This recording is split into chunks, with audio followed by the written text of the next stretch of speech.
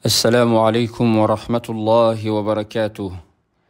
الحمد لله حمدا كثيرا طيبا مباركا فيه كما يحب ربنا ويرضى، وأشهد أن لا إله إلا الله وحده لا شريك له، وأشهد أن محمدا عبده ورسوله صلى الله عليه وعلى آله وأصحابه الغر الميامين أعلام الهدى ومصابيح الدجى، وعلى من تبعهم بإحسان إلى يوم الدين أما بعد.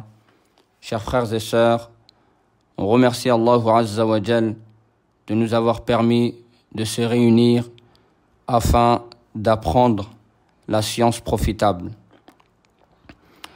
Nous continuons par la grâce d'Allah la deuxième partie de cette conférence qui porte sur le Coran, ses mérites, ses vertus et sa rhétorique. La semaine passée, nous avions vu les différents mérites du noble Coran de manière générale. Nous avions vu les mérites et les vertus de certaines parties du Coran et de certaines sourates du Coran. Donc nous continuons lors de cette deuxième conférence de mentionner les mérites et vertus du noble Coran. Parmi les mérites concernant Surat al-Baqarah, il fut rapporté dans l'authentique de Muslim que le prophète sallallahu alayhi wa sallam a dit dans le hadith de Abi Hurayrah radiyallahu anhu: Sallu fi buyutikum wa la taj'aluha qubura wa zayyinu aswatakum bil Qur'an فإن الشيطان ينفر من البيت الذي تقرأ فيه سورة البقرة. Dans le sens, priez dans vos maisons et n'en faites pas des cimetières. Embellissez vos voix lors de la lecture du Coran, car le shaytan fuit la maison dans laquelle Surat al-Baqarah est lue. Donc on voit à travers cela que parmi les mérites de Surat al-Baqarah, le shaytan fuit la lecture de Surat al-Baqarah, ou fuit la maison dans laquelle Surat al-Baqarah est lue. Parmi ses mérites est que cette sourate est une bénédiction, comme ceci est rapporté par l'imam Muslim dans le hadith de Abi Umamat al-Bahili radiyallahu anhu, où le prophète sallallahu alayhi wa sallam a dit: Iqra'u Surat al-Baqarah fa inna akhdaha barakah wa tarkaha hasra. Dans le sens, lisez Surat al-Baqarah, car sa lecture, sa prise est une bénédiction et son délaissement est une perte pour la personne. En ce qui concerne les mérites du verset Ayatul Kursi, parmi les mérites de ce verset est qu'il est le plus grand et le meilleur verset du noble Coran. Comme ceci est rapporté dans l'authentique de l'imam Muslim, dans le hadith de Abi Rabah, où le prophète sallallahu alayhi wa sallam a dit à Ubay ibn Ka'b radiyallahu anhu: ô Abal Munzir, qui est sa kunya, quel est le verset le plus grand? Ubay ibn Ka'b de répondre: Allah et son prophète sont les plus savants. Le prophète sallallahu alayhi wa sallam lui répéta la question et il répondit la même chose. À la troisième reprise, le prophète sallallahu alayhi wa sallam répéta encore sa question. À ce moment, Ubay ibn Ka'b radiyallahu anhu répondit: Allahu la ilaha illa huwa al-hayyul qayyum. Le prophète sallallahu alayhi wa sallam a alors frappé sa poitrine pour le féliciter. De même, parmi ses mérites et vertus, est que celui qui récite Ayatul Kursi avant de dormir ne cessera d'être sous la protection d'Allah et le shaytan ne pourra pas l'approcher jusqu'au matin. Ce verset est un verset qui est immense de par les sens qu'il contient, comme l'unicité d'Allah au début du verset, ses éloges, ses attributs de perfection qui sont mentionnés. Également, Allah Azza wa Jal dans ce verset, il réfute les attributs de manquement, comme le sommeil, la somnolence. Allah mentionne également dans ce verset qu'il est le seul à posséder ce qu'il y a dans les cieux et la terre. Il mentionne également qu'il est le seul à accorder l'intercession et bien d'autres sens que renferme ce noble verset. Voici quelques mérites et vertus de cet immense verset qui est Ayatul Kursi. Concernant les mérites et vertus de sourate ou des deux derniers versets de sourate al-Baqarah. Dans le hadith rapporté par Muslim, le prophète sallallahu alayhi wa sallam a dit Al-ayatani min akhiri surati al-Baqarah man qara'ahuma fi layla kafatah. Dans le sens, les deux derniers versets de sourate al-Baqarah, celui qui les lit la nuit, alors elles lui seront suffisantes. C'est-à-dire suffisantes pour repousser le mal de lui avec la permission d'Allah Azza wa Jal. En ce qui concerne les mérites et vertus de sourate al-Kahf, il a été rapporté de Abi Sa'id al-Khudri radiyallahu anhu que le prophète sallallahu alayhi wa sallam a dit celui qui lit sourate al-Kahf le vendredi, elle sera pour lui une lumière entre deux vendredis. De même, dans le hadith de Abi Darda, rapporté dans l'authentique de Muslim, le prophète sallallahu alayhi wa sallam a dit Man hafiza 10 ayatin min awwali surati al-Kahf usima min ad-Dajjal. Celui qui mémorise les 10 premiers versets de sourate al-Kahf sera préservé du faux messie. Le prophète sallallahu alayhi wa sallam a dit concernant sourate al-Mulk, parmi les mérites et vertus de sourate al-Mulk, il dit dans le hadith Sourate Tabarak hiya al-mani'atu min azab al-qabr. La sourate Tabarak, qui est sourate al-Mulk, est celle qui empêche le châtiment de la tombe. En ce qui concerne les mérites de sourate al-Kafirun, il est rapporté dans le hadith authentifié par Cheikh al-Albani rahimahullah ta'ala, d'après Farwa ibn Nawfal, qui a dit au prophète sallallahu alayhi wa sallam enseigne-moi ce que je pourrais dire avant de me coucher. Le prophète sallallahu alayhi wa sallam lui a dit récite Qul ya ayyuhal kafirun, la sourate al-Kafirun, car elle est un désaveu de l'association. La personne dort sur le tawhid et le fait de se désavouer du shirk. Concernant les mérites de sourate al-Ikhlas, parmi ces mérites, il y a le hadith de Abi Sa'id al-Khudri, rapporté dans l'authentique de l'imam al-Bukhari. Un homme a dit au prophète sallallahu alayhi wa sallam j'ai un voisin qui prie la nuit et il ne lit que Qul huwallahu ahad. C'est-à-dire comme si cet homme voyait que le fait de réciter cette sourate était peu. Le prophète sallallahu alayhi wa sallam lui a alors dit par celui qui détient mon âme dans sa main, elle équivaut certes à 1/3 du Coran. Parmi les mérites de cette sourate, celui qui l'aime, Allah l'aimera. Comme ceci est mentionné dans le hadith de Aïcha, radiyallahu anha, hadith rapporté par Al-Bukhari et Muslim. Le prophète sallallahu alayhi wa sallam a envoyé un groupe en expédition et a mis à leur tête un homme afin de diriger la prière. Cet homme récitait dans chaque prière, pour clôturer cette prière, Al-Ikhlas, Qul huwallahu ahad. À leur retour, les compagnons informèrent le prophète sallallahu alayhi wa sallam de cela. Il leur dit, demandez-lui pourquoi il a agi ainsi. Ils lui demandèrent, et l'homme dit alors, car elle décrit le tout miséricordieux, et moi j'aime la lire. Le prophète sallallahu alayhi wa sallam dit alors, informez-le qu'Allah l'aime aussi. Et dans une autre version, Hubbuka iyyaha adkhalaka al-jannah. Ton amour, il dit, ton amour pour elle t'a fait rentrer au paradis. Cette sourate également, le prophète sallallahu alayhi wa sallam l'a récitée souvent en prière. De même, elle est nommée Al-Ikhlas, car du début à la fin, cette sourate parle de l'unicité d'Allah Azza wa Jal, de ses caractéristiques, et il fait mention de ses éloges. De même, la cause de révélation de cette sourate, comme ceci a été rapporté de l'imam Ahmed, d'après Ubay ibn Ka'b, qui a dit que les mouchriquines, les associateurs, ont demandé au prophète sallallahu alayhi wa sallam, ô Muhammad, décris-nous ton Seigneur. Décris-nous ton Seigneur. Allah a alors révélé Qul huwallahu ahad, Allahu samad, lam yalid wa lam yulad, wa lam yakul lahu kufuwan ahad. Parmi les mérites et les vertus des deux sourates, des deux protectrices, Qul a'udhu bi rabbil falaq et Qul a'udhu bi rabbin nas, c'est que ces deux sourates protègent contre le mal, bi'iznillahi ta'ala. De même, le prophète sallallahu alayhi wa sallam les récitait avec sourate al-Ikhlas chaque nuit avant d'aller se coucher. Comme ceci est rapporté dans le hadith de Aïcha radiyallahu anha, hadith rapporté par l'imam al-Bukhari. Parmi ses mérites est que les versets de ces deux sourates font partie des meilleurs versets.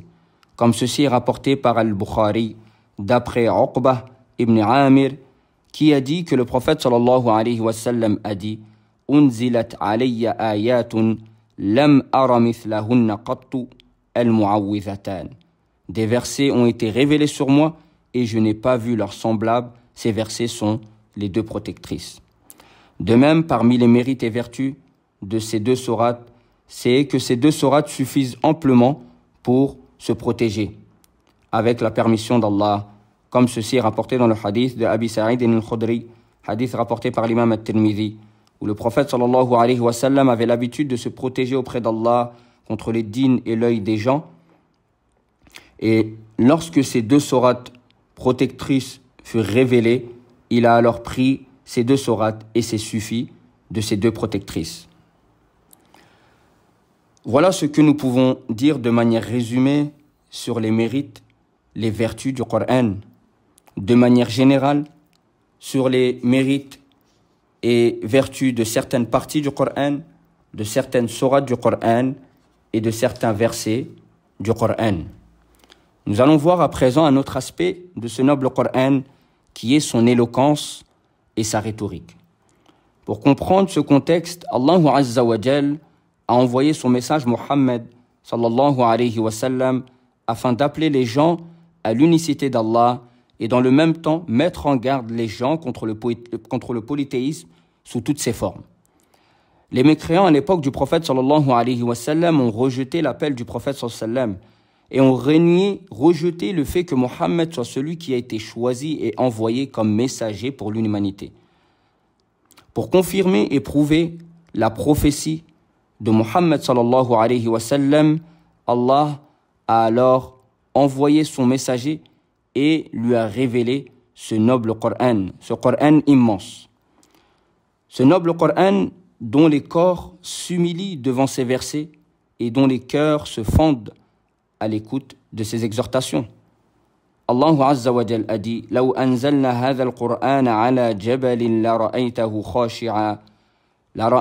خاشعا متصدعا من خشية الله وتلك الأمثال نضربها للناس لعلهم يتفكرون. Sourate Al-Hashr. Si nous avions fait descendre ce Coran sur une montagne, tu l'aurais vu se fendre. Tu l'aurais vu s'humilier et se fendre par crainte d'Allah. Et ces paraboles, nous les citons aux gens afin qu'ils réfléchissent. Sourate Al-Hashr, verset 21. Il dit également, subhanahu wa ta'ala, وَلَوْ أَنَّ قُرْآنًا سُيِّرَتْ بِهِ الْجِبَالِ أَوْ قُطِّعَتْ بِهِ الْأَرْضِ أَوْ كُلِّمَ بِهِ الْمَوْتَى. Dans le sens, s'il y avait un Coran à mettre les montagnes en marche, à fendre la terre et à faire parler les morts, ce serait celui-ci. Sourate Ar-Ra'd, le tonnerre, verset 31. Allah Azza wa Jal a décrit ce noble Coran des plus hautes descriptions. Allah Azza wa Jal l'a décrit comme étant puissant. Il dit subhanahu wa ta'ala وَإِنَّهُ لَكِتَابٌ عَزِيزٌ لَا يَأْتِيهِ الْبَاطِلُ مِنْ بَيْنِ يَدَيْهِ وَلَا مِنْ خَلْفِهِ تَنْزِيلٌ مِنْ حَكِيمٍ حَمِيدٍ.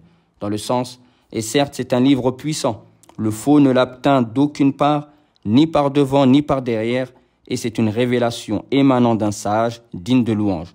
Sourate Fussilat, versets 41 et 42. Allah Azza wa Jalla l'a également décrit comme étant sage. Il dit subhanahu wa ta'ala ذَلِكَ نَتْلُوهُ عَلَيْكَ مِنَ الْآيَاتِ وَالذِّكْرِ الْحَكِيمِ. Dans le sens, voilà ce que nous te récitons des versets et du sage rappel. Il l'a décrit comme étant sublime. Subhanahu wa ta'ala. Il dit وَلَقَدْ آتَيْنَاكَ سَبْعًا مِنَ الْمَثَانِي وَالْقُرْآنَ الْعَظِيمِ. Dans le sens, nous t'avons certes donné les 7 versets que l'on répète, ainsi que le Coran sublime. Allah Azza wa Jalla l'a décrit comme étant noble. Il dit subhanahu wa ta'ala وَإِنَّهُ لَقُرْآنٌ كَرِيمٌ. Dans le sens, et c'est certainement un Coran noble. Il dit également subhanahu wa ta'ala où il l'a décrit comme étant glorieux. il dit subhanahu wa ta'ala Qaf wal Qur'an al-Majid, dans le sens Qaf par le Qur'an glorieux. Il l'a également décrit comme étant béni. Il dit subhanahu wa ta'ala wa hadha kitabun anzalnahu mubarak. Voici un livre béni que nous avons fait descendre. Surat al-An'am, verset 92. Il l'a également décrit comme étant un guide. Il dit subhanahu wa ta'ala hudan linnas wa bayyinatin min al-huda wal furqan, dans le sens un guide pour les gens, et preuve claire de la bonne direction et du discernement. Surat al-Baqarah, verset 185. Il l'a également décrit comme étant une lumière. Il dit subhanahu wa ta'ala فالذين آمنوا به وعزروه ونصروه واتبعوا النور الذي أنزل معه أولئك هم المفلحون. Dans le sens, ceux qui croient en lui le soutiendront, lui porteront secours et suivent la lumière descendue avec lui, ceux-là sont les gagnants. Surat al-A'raf, verset 157. Il l'a également décrit comme étant une guérison. Il dit subhanahu wa ta'ala قُلْ هُوَ لِلَّذِينَ آمَنُوا هُدًى وَشِفَاءً. Dit, il est pour ceux qui ont cru un guide et une guérison. Surat Fussilat, verset 44. Il l'a également décrit comme étant le meilleur discours. Il dit subhanahu wa ta'ala Allahu nazzala ahsan al-hadith kitaban mutashabihan mathaniya taqsha'irru minhu juludu alladhina yakhshawna rabbahum thumma talinu juluduhum wa qulubuhum ila dhikrillah. Dans le sens, Allah a fait descendre le plus beau des récits, un livre dont certains versets se ressemblent et se répètent. Les peaux de ceux qui redoutent leur Seigneur frissonnent à l'entendre, puis leur peau et leur cœur s'apaisent au rappel d'Allah. Surat Az-Zumar, verset 23. Et bien d'autres descriptions qu'Allah Azza wa Jal a mentionnées dans ce noble livre. Ce Coran est donc le miracle de cette communauté qu'Allah a révélé à son prophète Muhammad sallallahu alayhi wa sallam. Allah a donc mis au défi les mécréants de l'époque d'apporter un Coran similaire, mais il ne put relever ce défi car ce Coran est un miracle qui provient d'Allah Azza wa Jal. D'ailleurs, il faut savoir que les miracles qui ont été apportés aux messagers de manière générale étaient en fonction ou dans le domaine que les peuples maîtrisaient ou dans lesquels ils excellaient. Moussa alayhi salam fut envoyé aux enfants d'Israël et à cette époque, le peuple de Pharaon était connu et se distinguait par la pratique de la sorcellerie. Allah a donc donné à Moussa plusieurs signes afin de prouver sa véracité et sa prophétie. Et parmi ces signes et miracles, le bâton de Moussa alayhi salam. Allah en fit un signe pour les enfants d'Israël et pour le peuple de Pharaon à plusieurs moments. Premièrement, lors de la confrontation entre Moussa et les sorciers. Les gens se réunirent pour assister à cette confrontation. Les sorciers jetèrent ce qu'ils avaient à jeter. Ils ensorcelèrent les gens et vinrent avec une grande magie, de sorte à ce qu'il apparut aux gens que les cordes qu'ils avaient jetées rampaient. Allah ordonna alors à Moussa de jeter son bâton, et voilà que le bâton les engloutit un à un. Il apparut clairement aux sorciers que ceci n'était pas de la magie. Ils se jetèrent aussitôt en prosternation et dirent « Nous croyons au Seigneur de Moussa et de Haroun ». Deuxièmement, lorsque Moussa et son peuple arrivèrent devant la mer, alors qu'à leur trousse il y avait Pharaon et son armée, son peuple dit à ce moment « Inna la mudrakoun » nous allons nous faire rattraper. Moussa alayhi salam dit alors cette parole « Kalla inna ma'iya rabbi » Oh que non, j'ai mon Seigneur avec moi. Allah lui ordonna alors de frapper la mer avec son bâton. Il s'exécuta, la mer s'ouvrit en deux, Moussa et son peuple franchirent la mer et furent sauvés, alors que Pharaon et son armée périrent et furent noyés. Et ceci fut un signe et un rappel pour le peuple d'Israël. De même, Isa alayhi salam fut envoyé à un peuple qui avait atteint le summum dans la médecine. Afin de prouver sa véracité et sa prophétie, Allah Azza wa Jal lui accorda des miracles.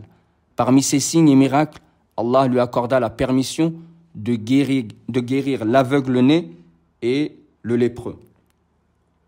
Également, Aïssa alayhi salam, par la permission d'Allah, faisait revivre les morts. Et il formait également la terre en forme d'oiseau. Ensuite, il soufflait dedans et par la permission d'Allah, cela devenait un oiseau. Allah lui accorda tous ces signes afin qu'il expose ces signes aux enfants d'Israël. Quant aux Arabes, ils étaient un peuple qui captivait, éblouissait et fascinait les gens de par l'éloquence et la rhétorique qu'ils avaient. Ils avaient certes atteint le summum et les hauts degrés dans la poésie, dans l'éloquence, dans le discours en public, dans le fait d'haranguer les personnes et dans d'autres composantes de la langue arabe.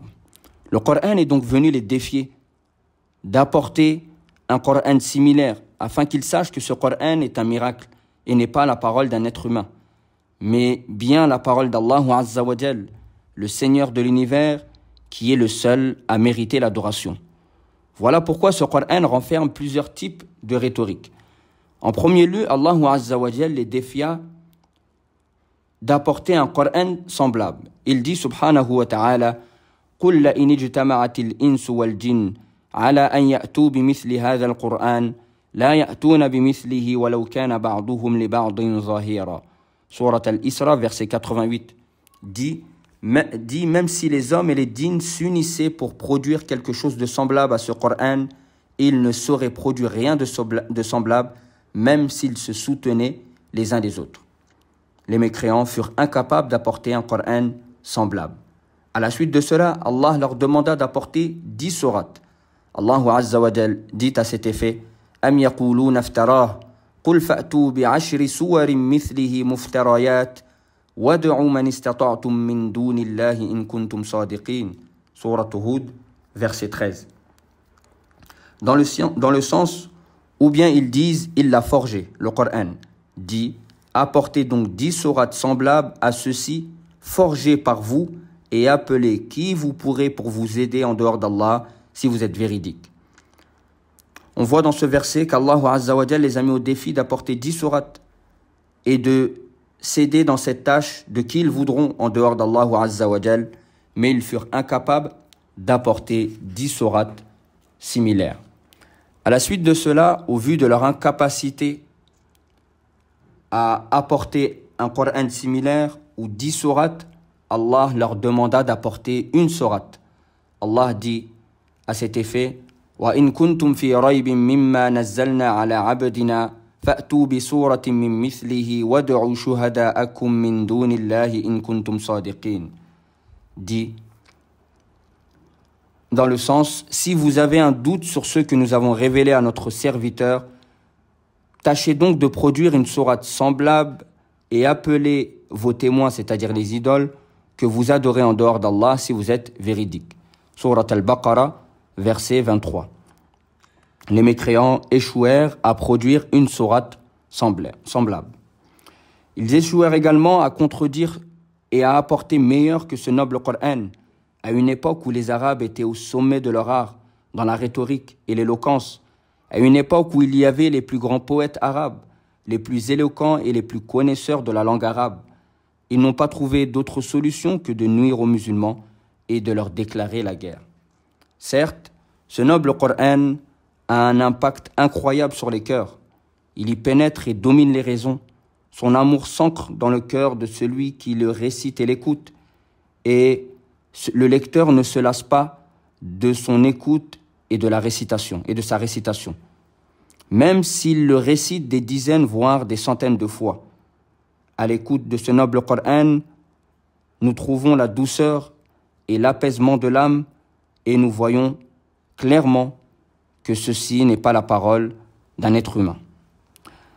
Parmi les textes et les récits sur l'éloquence et la rhétorique du Coran, il y a ce qui a été rapporté par Al-Hakim dans le Mustadrak, récit autour duquel les gens de science du hadith ont divergé sur son authenticité.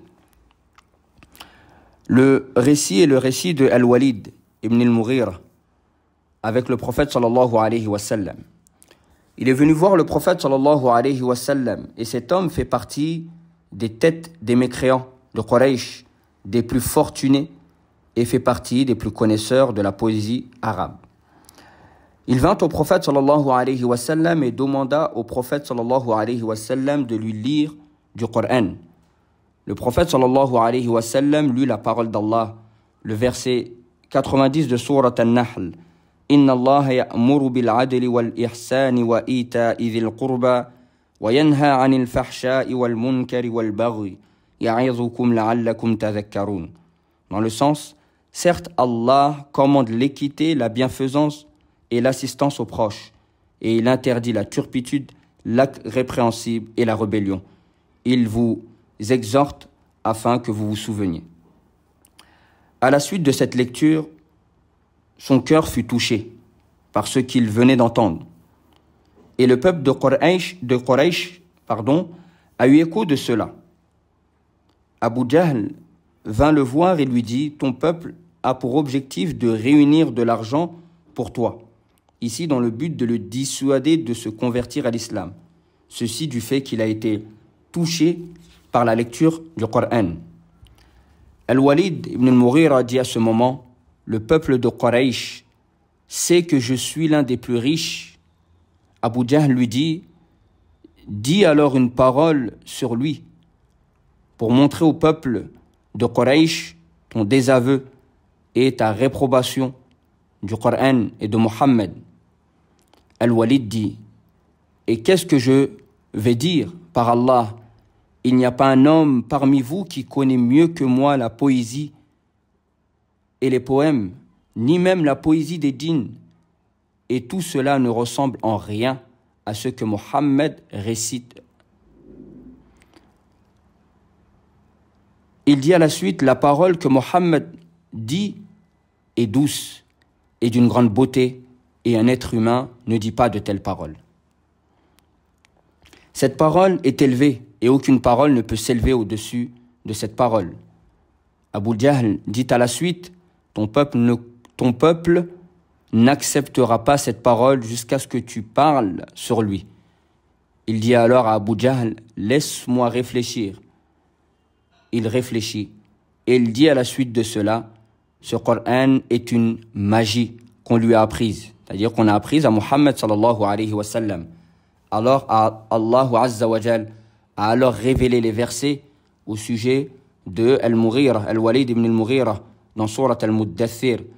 Dharni wa man khalaqtu wahida wa ja'altu lahu malan mamduda wa banina shuhuda wa mahattu lahu tamhida jusqu'à sa'uslihi saqar.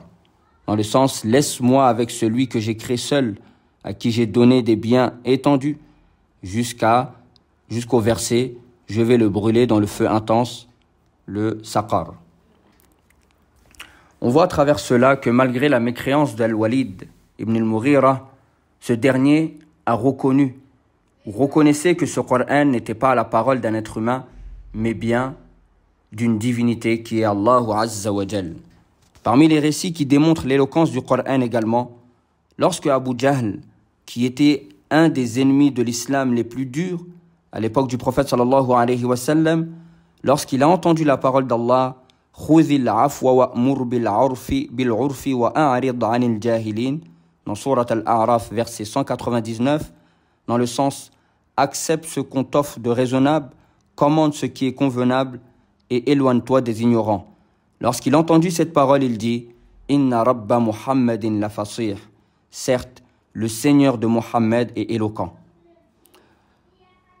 De par l'éloquence, de même, il fut rapporté que les notables de Quraysh se cachaient la nuit afin de venir écouter la récitation de Mohammed, et ceci de par l'éloquence du Coran, la beauté de ses expressions et de sa rhétorique. Certaines personnes entrèrent en islam par la simple écoute d'un verset ou d'une partie du Coran. Et tout cela montre le fort impact que ce noble Coran a sur les cœurs, un impact qui peut être apparent ou pas, surtout pour celui qui connaît les différentes expressions et éloquences de la langue arabe. Parmi les exemples que l'on peut citer, il y a ce qui a été rapporté de Jubayr ibn Mut'im, rapporté dans l'authentique de l'imam al-Bukhari, qui a dit « J'ai entendu le prophète sallallahu alayhi wa sallam réciter à la prière de l'Maghrib la sourate At-Tur. Lorsqu'il est arrivé à la parole « Am khuliqu min ghayri shay'in am humul khaliqun » dans le sens « Ont-ils été créés à partir de rien ou sont-ils eux les créateurs ?»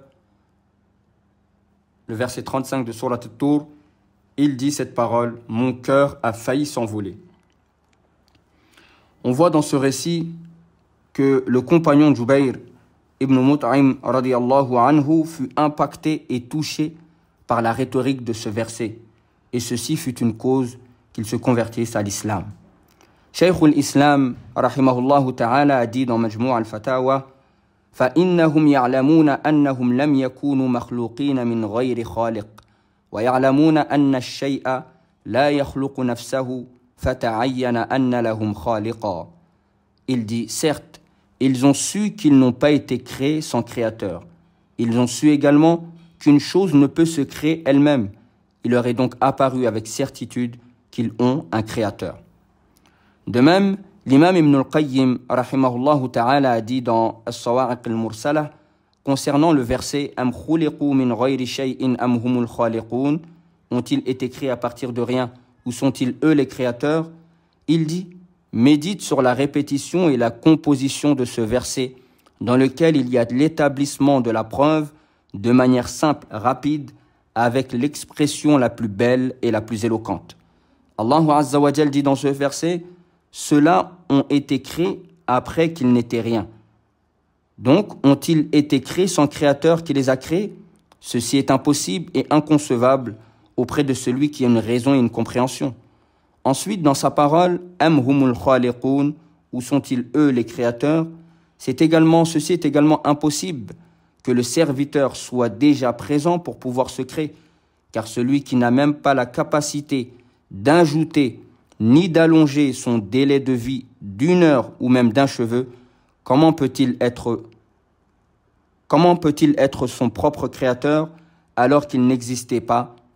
De ce fait, après avoir anéanti les deux hypothèses qui sont le fait d'être créé sans créateur et d'être son propre créateur, il leur apparaît clairement qu'ils ont bel et bien un créateur qui les a créés, qui est Allahu Azza wa Jal, la divinité de vérité qui mérite seule l'adoration, les louanges et les remerciements. Comment peuvent-ils lui donner des associés après cela alors qu'il les a créés seuls? Fin de citation. Nous voyons ici à travers la parole l'explication de cet imam, la rhétorique et la beauté de ce verset du noble Coran. Parmi les exemples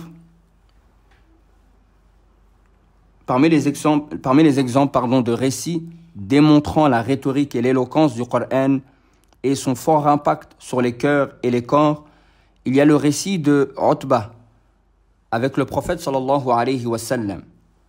Utbah ibn Rabi'a faisait partie des notables de Quraysh. Un jour, alors qu'il était assis avec les siens dans la vallée, ils aperçurent le prophète sallallahu alayhi wa sallam qui était assis dans la mosquée auprès de la Kaaba seul. Utbah dit à son peuple ou à ses proches et proposa d'aller parler au prophète sallallahu alayhi wa sallam afin de le convaincre de délaisser son appel à l'islam. Ses compagnons approuvèrent.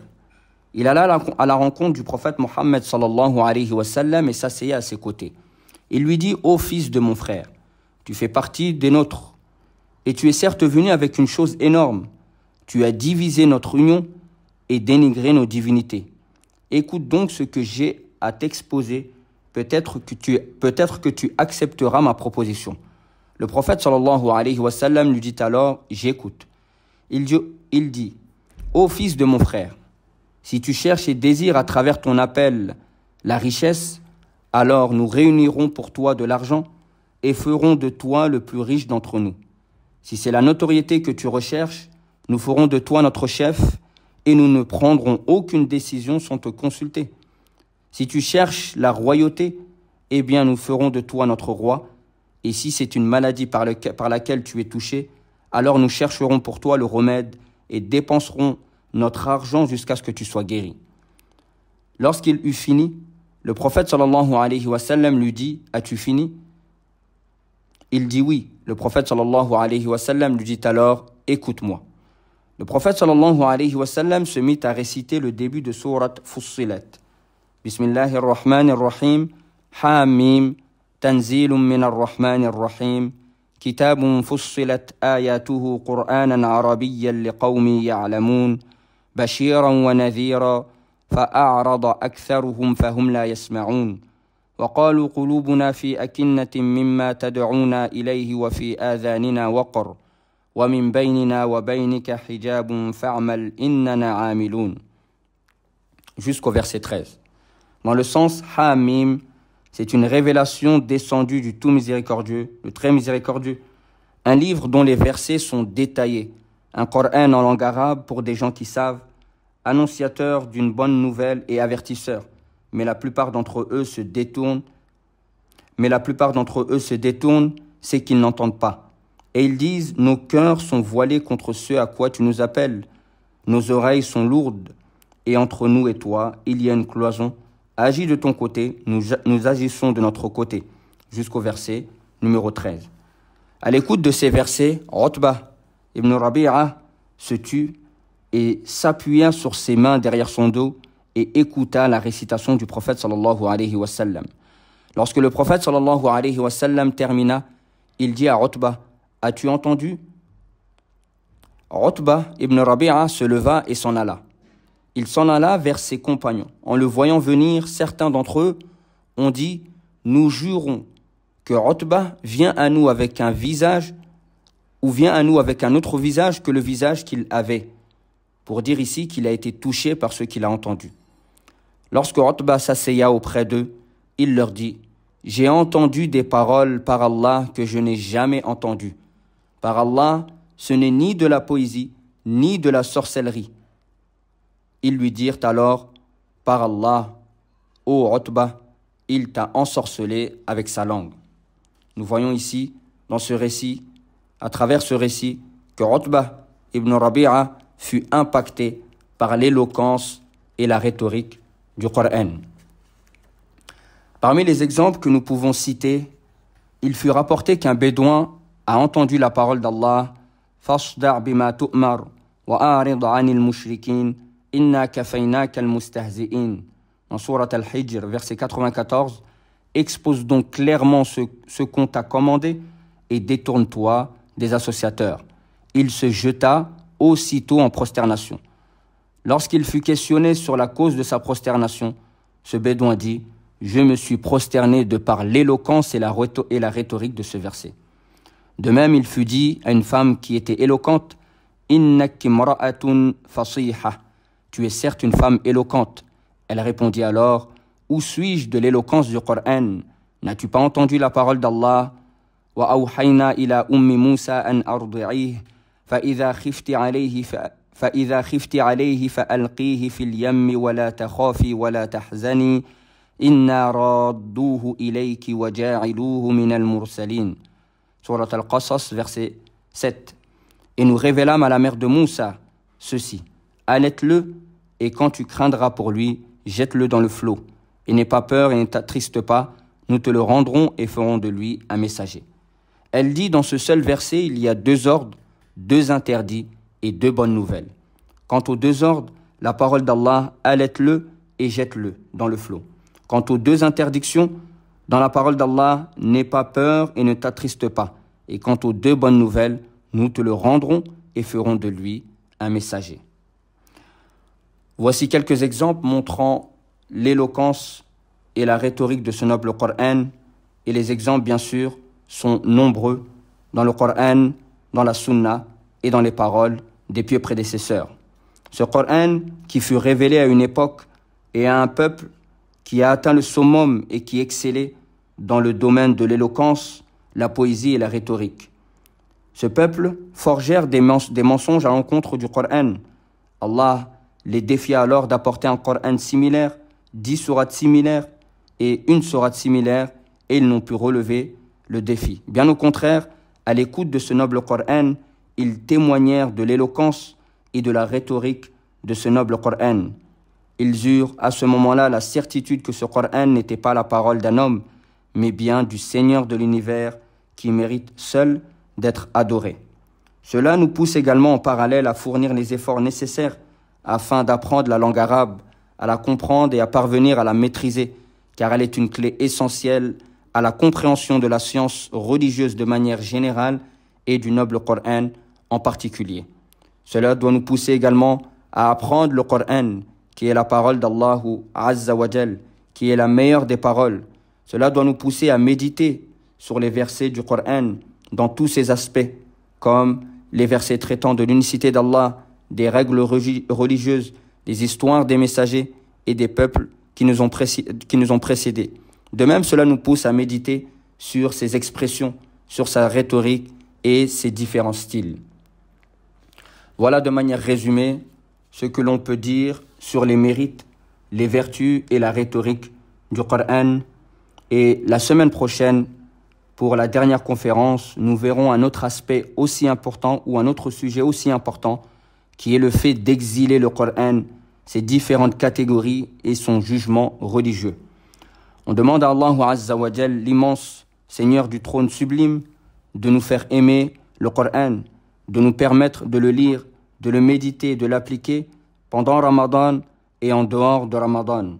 Nous lui demandons également de nous compter parmi les gens du Coran qui sont ses privilégiés.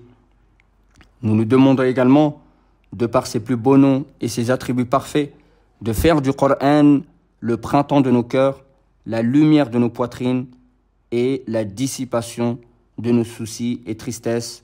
فنسأل الله عز وجل أن يجعلنا من الذين يستمعون القول فيتبعون أحسنه. سبحانك اللهم وبحمدك أشهد أن لا إله إلا أنت أستغفرك وأتوب إليك والحمد لله رب العالمين والسلام عليكم ورحمة الله وبركاته.